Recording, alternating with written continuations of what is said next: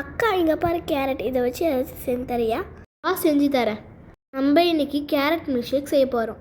First 2 carrot எடுத்துக்கலாம். அதை சின்ன சின்னதாக கட் பண்ணிக்கலாம்.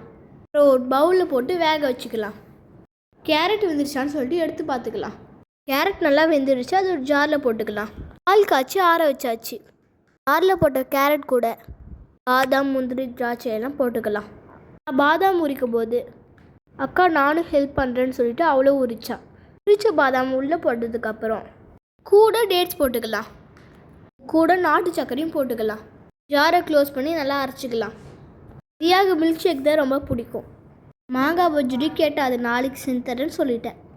நல்லா அரைச்சதுக்கப்புறம் அதை கொஞ்சம் கொஞ்சமாக பால் சேர்த்து மிக்ஸ் பண்ணிக்கலாம்.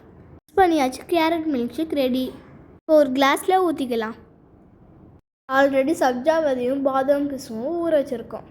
கிளாஸில் மில்க் ஷேக் ஊற்றி அது கூட சப்ஜா விதை ஒரு ஸ்பூனு, பாதாம் பிஸ்டு ஒரு ஸ்பூனும் போட்டுக்கலாம். மிக்ஸ் பண்ணிக்கலாம்.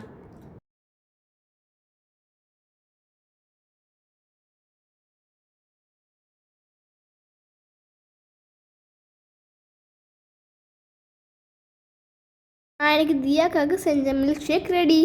அப்படியே எடுத்துகிட்டு போய் தியாகிட்ட கொடுத்துக்கலாம். தியா சாப்பிட்டு எப்படி இருக்குன்னு சொல்லு. அக்கா சூப்பராக இருக்குது. நாளைக்கு வேறு எதுவும் செஞ்சு கொடுக்கா.